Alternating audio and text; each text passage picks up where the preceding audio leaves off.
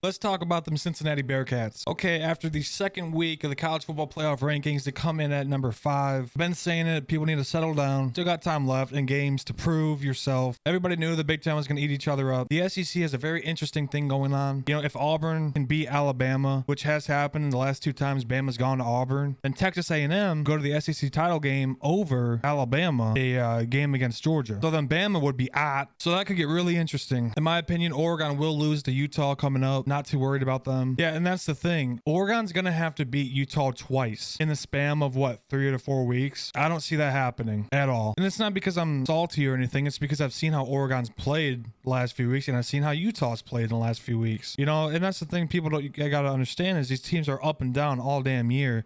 And it's so important to peak at the right time. So Cincinnati is coming off a 28-20 win against Tulsa, where I guess Tulsa had a chance there at the end to potentially win this game. Tulsa is 3-6. They got a decent air attack, but come on, man. They're 3-6. Cincinnati was home. Desmond Ridder threw for 274 yards, 2 touchdowns, and 1 pick. And Tulsa's quarterback put up 160 on him for 1 touchdown. Well, when you look at the other games, the week before that, they played Tulane. They won 31-12, but that game was a lot closer than the score shows. The week before that, they won 27-20 against Navy. I think a lot of people gave them a pass because Navy plays such a different style of football. And okay, you know, you can have that one close win, that's fine. These next games, man, style points do matter. Luckily, though, if you're Cincinnati, you gotta hope that Houston keeps winning. But see, the annoying part is Houston, they didn't even put them in the top 25 in the latest CFB rankings for whatever reason. That is going to be one hell of a game in the championship game. There's no question Cincinnati can definitely make the playoffs, but they still need that help. And behind Cincinnati, the next undefeated team is Oklahoma, and they're sitting at 8 in a Power 5 conference with a game against Baylor, who's at 13, and Oklahoma State, who's at 10 coming up. And then probably play one of those teams again in the championship game. So it's one of those situations where, hey, it's like, hey,